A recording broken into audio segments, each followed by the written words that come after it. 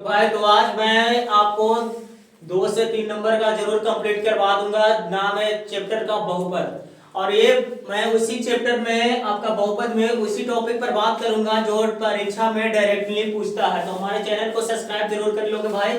जैसे कि आपका ये बहुपद में है, जैसे कि आपका जिसे लिखा रहेगा px के लिए, किसके लिए? px के लिए y बराबर px हो तो शून्यक ज्ञात करें।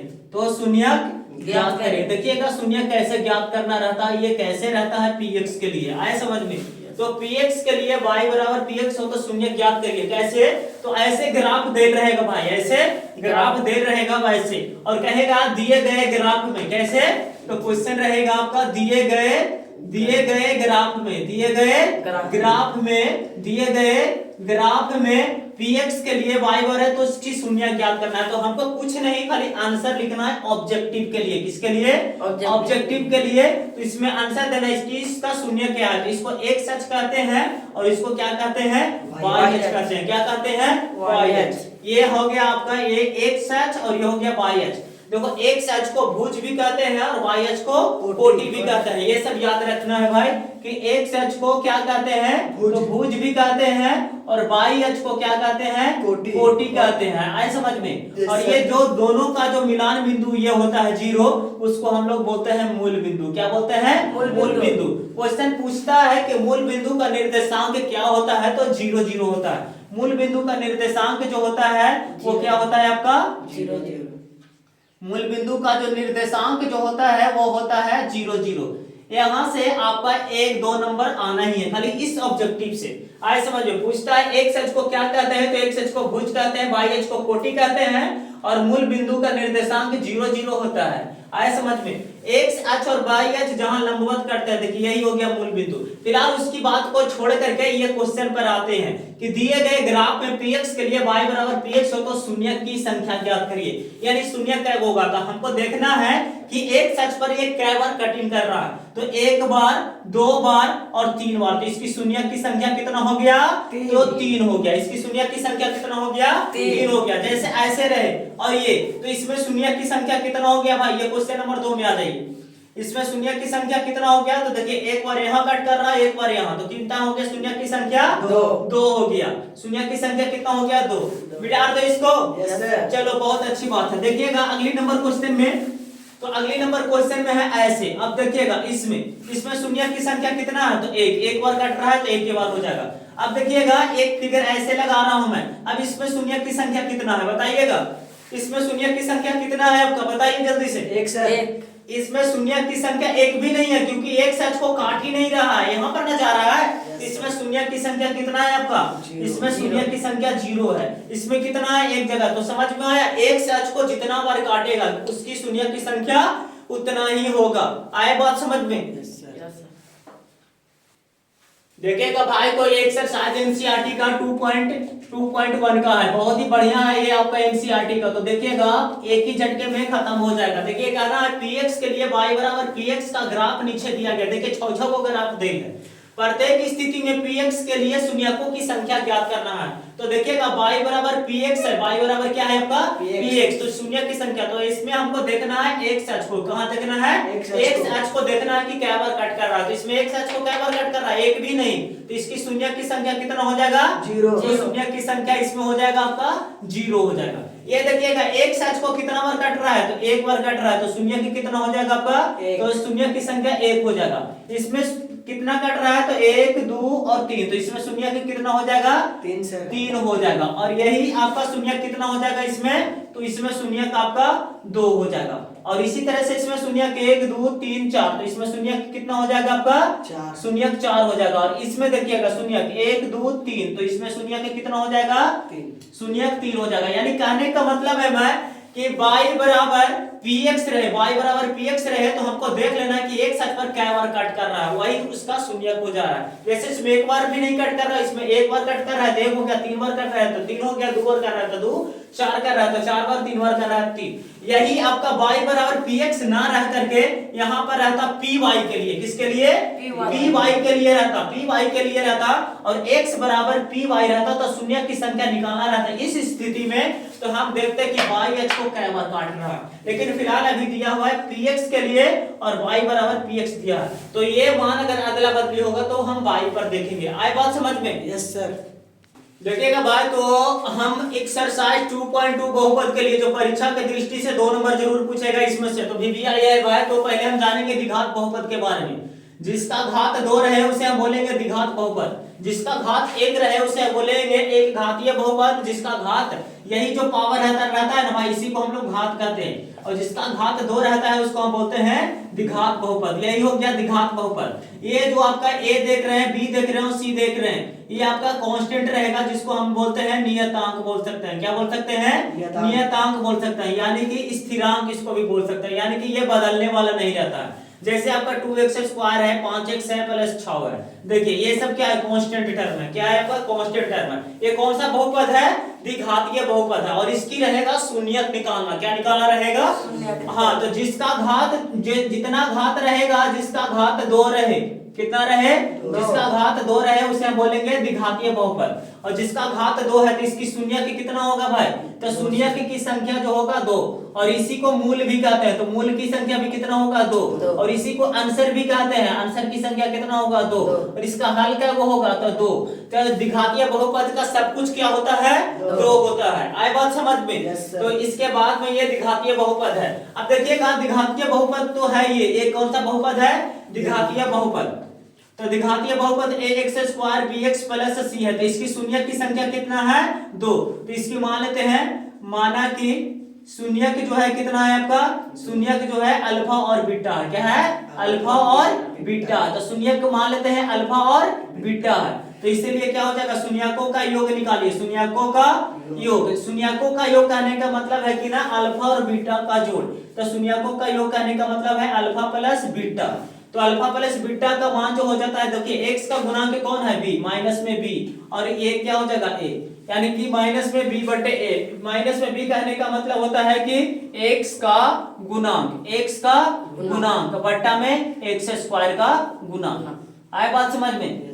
यानी कि याद रखना है डायरेक्टली शॉर्ट में, माइनस में b बटे a, माइनस में x का गुणांक बटे x स्क्वायर का गुणांक, और शून्यकों का गुणनफल, शून्यकों का गुणनफल निकालेंगे, यानी कहने का मतलब है अल्फा और बीटा का गुणा।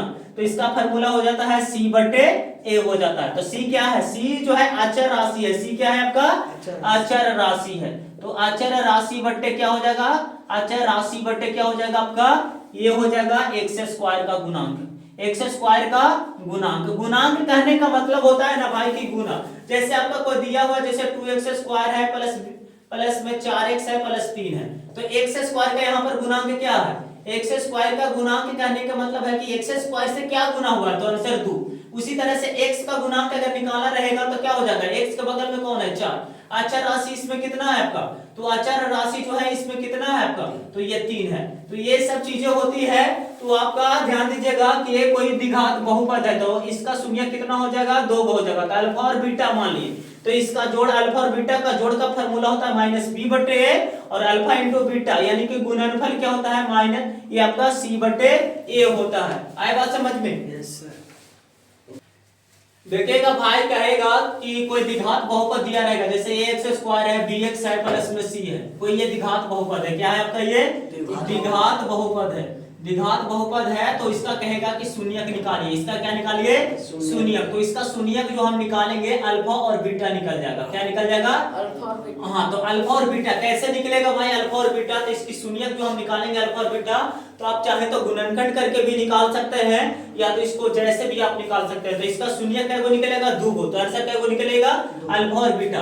फिर निकालना रहेगा शून्यकों और गुणांकों के बीच संबंध। किसके बीच में? गुणांकों के बीच संबंध ज्ञात करना रहेगा। क्या ज्ञात करना रहेगा?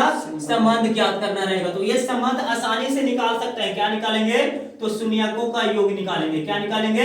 शून्यकों का योग। जो अल्फा और बीटा का मान निकालेंगे ना भाई, तो अल्फा और बीटा का मान जब निकालेंगे तो माइनस में b बटे a आ जाएगा। क्या आ जाएगा? माइनस में b बटे a आ जाएगा। और शून्यकों का जब गुणनफल निकालेंगे, शून्यकों का गुणनफल जब निकालेंगे, यानी कहने का मतलब है अल्फा इंटू बीटा निकालेंगे, तो आपका क्या आ जाएगा? c बटे a आ जाएगा। जब ऐसा आ जाता है जब ऐसा करने के बाद में जब ऐसा आ जाता है तो ये जो है ना, ये जो मिल जाएगा इससे मिल जाएगा, यानी कि क्या मिल जाएगा, माइनस में x का गुणांक बटे एक्स स्क्वायर का गुणांक से मिल जाएगा। और इसके बाद में ये जब निकालेंगे तो अचर राशि बटे एक्स स्क्वायर के गुणांक से मिल जाएगा। तो हम कहेंगे कि ये जो है ना संबंध जो हो गया क्लियर हो गया। ऐसा कर लेते हैं, 2 नंबर का हर एक साल में पूछा गया है सवाल। कभी क्वेश्चन में दिया रहता है कि किसी द्विघात बहुपद में, किसी द्विघात बहुपद का जो दिया गया रहता है, किसी द्विघात बहुपद का जो है शून्यकों का गुणनफल, शून्यकों का गुणनफल तथा योग दे रहता है। क्या दे रहता है? योग। तो द्विघात बहुपद ज्ञात करिए। क्या ज्ञात करिए? द्विघात बहुपद निकालना रहता है। तो द्विघात बहुपद निकालने का जो सूत्र होता है भाई, वो होता है x square minus alpha plus beta into x plus alpha into beta बराबर क्या होता है? 0।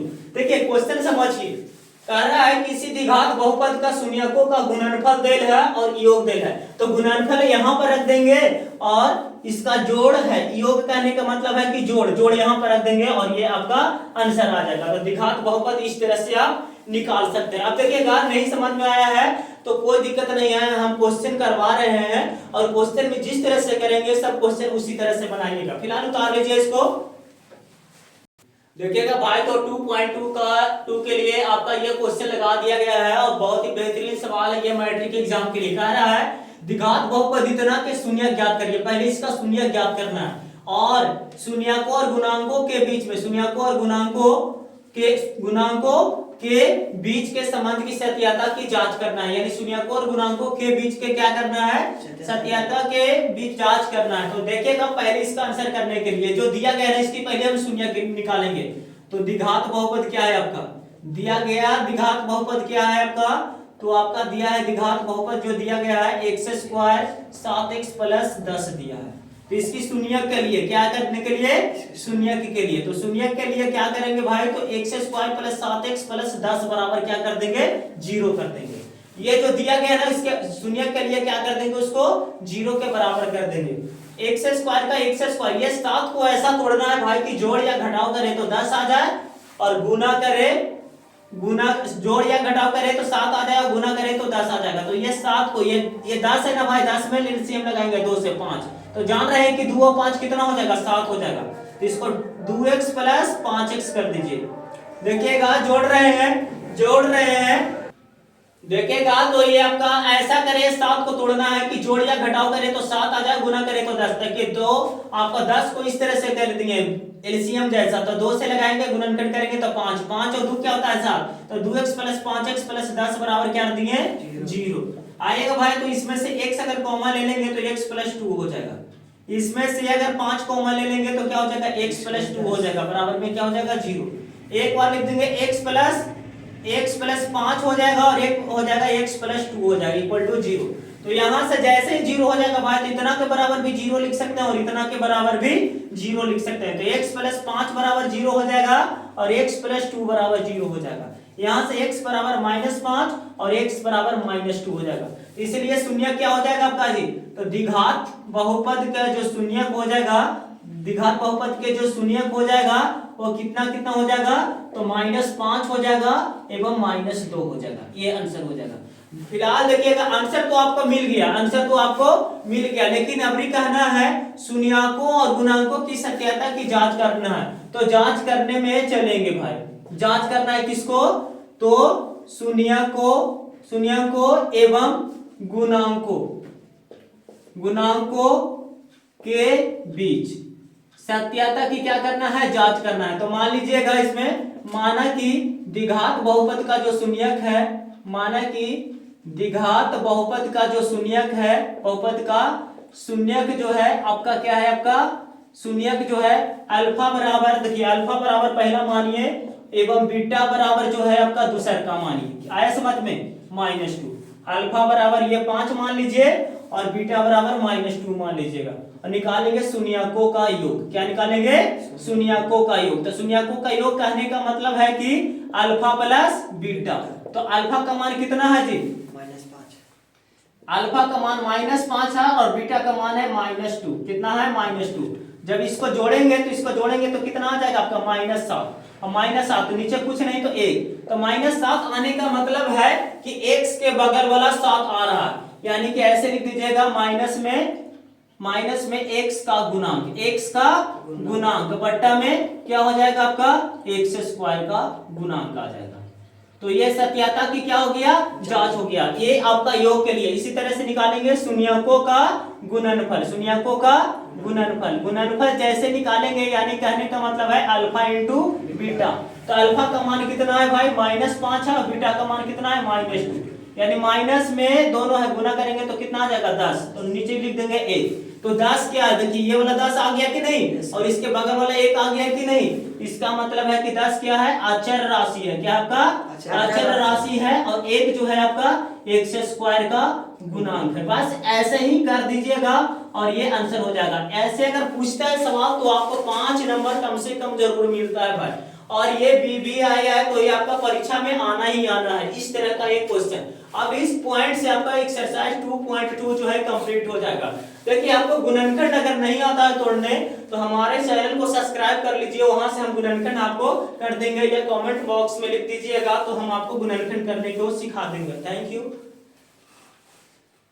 देखिएगा भाई एक्सरसाइज 2.2 एनसीईआरटी में आ गया क्वेश्चन नंबर 1। कह रहा है कि शून्य ज्ञात करना है, शून्यकों और गुणांकों के बीच संबंध स्थापित करना है। बहुत आसानी से कर सकते हैं। तो पहला नंबर में दिया गया बहुपद, दिया गया द्विघात बहुपद। तो द्विघात बहुपद जो दिया गया है भाई, तो वो क्या दिया गया है जरा देख लो इसका जरा चेहरा। पहला नंबर में x² - 2x है, माइनस में 8 है, बराबर में यही है द्विघात बहुपद दिया हुआ। और इसी का शून्यक निकालना है और इसी का जांच करना है भी, किसको में? शून्यकों और गुणांकों के बीच में। तो इसके क्या करेंगे? शून्यक के लिए क्या लिखेंगे? शून्यक के लिए। तो शून्यक के लिए लिखेंगे भाई तो x² - 2x - 8 बराबर 0। आए बात समझ में? अब देखोगे भाई ये दो को ऐसा तोड़ना है कि गुना करे तो 8 हो जाए और जोड़े तो -2 हो जाता है। ये देखिए 8 को तो 2 से लगा देंगे तो ये 4 हो जाएगा, 2 से लगाएंगे तो 4, और 4 में से 2 घटेगा तो 2 बचेगा कि नहीं बचेगा? तो x² माइनस में 4x प्लस में 2x कर दीजिएगा, -8 बराबर 0। आए बात समझ में? ये दोनों में से x कॉमन मिल रहा है तो x - 4 हो जाएगा, और ये दोनों में से 2 कॉमन मिल रहा है तो x - 4 हो जाएगा, इक्वल टू क्या हो जाएगा? 0। एक बार हो जाएगा x + 2 और एक बार हो जाएगा x - 4 बराबर 0। यहां से देखिए 2 आ गया ना गुना में, तो एक बार x + 2 बराबर 0 हो जाएगा और x - 4 बराबर 0 हो जाएगा। तो x बराबर -2 हो गया और x बराबर क्या हो गया? 4। इधर माइनस रहता उधर जाता है प्लस हो जाता है, ये प्लस है इधर माइनस में, तो इसीलिए क्या हो गया भाई? तो द्विघात बहुपद का जो शून्यक हो गया, द्विघात बहुपद का जो शून्यक हो गया वो कितना हो गया? द्विघात बहुपद का जो शून्यक हो गया -2 एवं कितना हो गया? 4। यही आंसर हो गया भाई। लेकिन ये परीक्षा के दृष्टि से तो आंसर हो गया, लेकिन कह रहा वही क्वेश्चन में कि शून्यकों के बीच में, शून्यकों और गुणांकों के बीच में संबंध स्थापित करना है। किसके किसके बीच में? तो शून्यकों और गुणांकों के बीच में। क्या? गुणांकों के बीच संबंध को स्थापित करना है, संबंध को बताना है। तो संबंध बताने के लिए हम मान लेंगे, माना कि शून्यक जो है ना अल्फा और बीटा, माना कि शून्यक अल्फा और बीटा है। तो अल्फा बराबर क्या हो जाएगा? तो अल्फा बराबर जो हो जाएगा -2 मान लेंगे, एवं बीटा बराबर जो मान लेंगे वो 4 मान लेंगे। क्या मान लेंगे? 4। जो पहले का है ना उसको अल्फा मान लेंगे और इसको हम क्या मान लेंगे?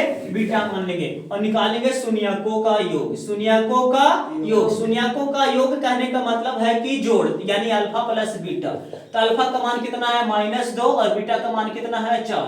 ये जोड़ेंगे तो कितना हो जाएगा भाई? तो जोड़ेंगे तो 2 हो जाएगा, और नीचे कुछ नहीं तो 1। तो 2 कहने का मतलब है कि देखिए x के बगल वाला 2 आ रहा है कि नहीं, तो माइनस में आ गया आपका, माइनस में आ जाएगा आपका x का गुणांक, माइनस में आ गया आपका x का गुणांक बट्टा में x² का गुणांक। ये लिख देना जरूरी है, ठीक है। इसके बाद में आपका, तो ये आपका 2 है तो x का गुणांक आ गया, x का गुणांक तो माइनस में लगा तब ना माइनस माइनस प्लस होगा। और शून्यकों का गुणनफल निकालिए, शून्यकों का गुणनफल निकालिए। तो शून्यकों का गुणनफल निकालेंगे, यानी कहने का मतलब है अल्फा इंटू बीटा। तो अल्फा का मान कितना देल है? अल्फा का मान जो दिया गया है -2 देल है, और बीटा का मान कितना देल है? 4। और गुना जैसे ही करेंगे देखिए -8, तो -8 जो है ना ये मिल ही गया, तो नीचे कुछ नहीं तो 1 दे देंगे। तो -8 क्या है आपका? अचर राशि है, और 1 क्या है आपका? x² का गुणांक है। आए बात समझ में? Yes, sir. और इस तरह से अगर बना देते हो भाई तो आपको परीक्षा में पूरा का पूरा नंबर 5 नंबर मिलता है। Thank you. देखिएगा भाई तो इस तरह से क्वेश्चन रहता है कि द्विघात बहुपद ज्ञात करना है, शून्यकों का योग दिया है और गुणनफल दिया गया है। तो मान लेते हैं इसको, माना कि द्विघात बहुपद का जो शून्यक है भाई, तो शून्यक जो है द्विघात बहुपद का जो शून्यक है वो क्या है आपका, शून्यक जो है अल्फा और बीटा है। क्या है? अल्फा और बीटा है। तो चूंकि दिया गया है, देखिए शून्यकों का योग जो है ये है और एवं गुणनफल जो है ये है, तो इसलिए क्या है, अल्फा प्लस बीटा का मान जो दिया है 1/4 दिया है और अल्फा इंटू बीटा का मान जो दिया गया है माइनस में मान दिया है। और निकालना है इसका द्विघात बहुपद। क्या निकालना है? द्विघात बहुपद निकालना है। तो द्विघात बहुपद जब निकालना है तो इसका फॉर्मूला होता है x square minus alpha plus beta into x होता है plus alpha into beta equal to 0 होता है। तो x square alpha plus beta का मान दिया है 1/4 और यहाँ पर x है तो x कर देंगे, अल्फा इंटू बीटा का मान कितना है -1 तो रख देंगे। इसमें क्या करिएगा भाई, तो एलसीएम ले लीजिए। क्या ले लीजिए? एलसीएम। जैसे एलसीएम ले लेंगे भाई तो एलसीएम जब लेंगे तो कितना हो जाएगा, 4 हो जाएगा, यानी 4x² हो जाएगा -x हो जाएगा और प्लस माइनस क्या हो जाएगा आपका 4 हो जाएगा, 4 एकम 4 -4 हो जाएगा इक्वल टू 0। जब तिरछा तिरछी गुना करेंगे तो क्या हो जाएगा आपका 4x² हो जाएगा -x हो जाएगा -4 बराबर 0 हो जाएगा। इसलिए द्विघात बहुपद क्या हो गया आपका, तो द्विघात बहुपद जो हो गया आपका, द्विघात बहुपद जो हो गया आपका कितना हो गया, तो द्विघात बहुपद यही आंसर हो जाएगा, यानी 4x² -x -4 यही आंसर हो जाएगा आपका। देखिएगा इसके बाद में तो देखिएगा तो इसी तरह से आपका दूसरी नंबर सवाल में भी है कि जैसे कि इसमें ये योग दे था, ये गुणनफल दे है, तो द्विघात बहुपद निकालना है। तो पहले हम शून्यक मान लेते हैं अल्फा और बीटा। तो अल्फा प्लस बीटा कहने का मतलब है कि योग दे है 1/4 गुणनफल है -1 तो -1 रखें और द्विघात बहुपद का फार्मूला लगाएं, आंसर हो गया। जिस तरह से इसमें दिया ये जो है योग है, क्या है आपका योग है और ये जो है आपका गुणनफल है। क्या है आपका गुणनफल है। तो हम मान लीजिएगा, माना कि जो शून्यक जो है ना, शून्यक जो है अल्फा और बीटा है। क्या है? अल्फा और क्या है आपका बीटा है, अल्फा और बीटा है। तो चूंकि देल है अल्फा प्लस बीटा का जो मान देल है तो √3 देल है एवं अल्फा इंटू बीटा का जो मान देल है कितना देल है 1/3 देल है। तो निकालना आपको क्या है, द्विघात बहुपद। क्या निकालना है आपको? द्विघात बहुपद। तो द्विघात बहुपद के लिए सूत्र होता है भाई, तो द्विघात बहुपद के लिए सूत्र होता है x² minus alpha plus beta into x plus alpha into beta बराबर क्या होता है आपका 0 होता है। तो x² का x² और माइनस में अल्फा प्लस बीटा का मान कितना देल है, योग जो देल है √2 देल है, तो √2 रख देंगे और x तो है तो पहले से रह देंगे और अल्फा इंटू बीटा का मान कितना देल है 1/3 बराबर क्या हो जाएगा 0 हो जाएगा। नीचे कुछ नहीं तो 1 दे दीजिए और इसका भिन्न का जोड़ कर लीजिएगा, तो एलसीएम कितना आएगा 3, तो कितना हो जाएगा 3x² हो जाएगा और इससे गुना करेंगे तो 3√2x हो जाएगा और ये हो जाएगा आपका 1 इक्वल टू 0। तिरछा तिरछी जब गुना करेंगे तो ये नीचे से गुना हो जाएगा आपका 3x² माइनस 3√x हो जाएगा प्लस 1 बराबर क्या हो जाएगा 0 हो जाएगा। तो इसलिए द्विघात बहुपद जो हो गया आपका, द्विघात बहुपद जो हो गया आपका वो क्या हो गया आपका द्विघात बहुपद, तो यही हो जाएगा आपका 3x² माइनस 3√2x हो जाएगा, 3√2x हो जाएगा और प्लस में 1 हो जाएगा, यही आपका आंसर हो जाएगा। इस तरह से यानी कि योग देल है गुणनफल, तो इस तरह से आप बना सकते हैं। Thank you for watching.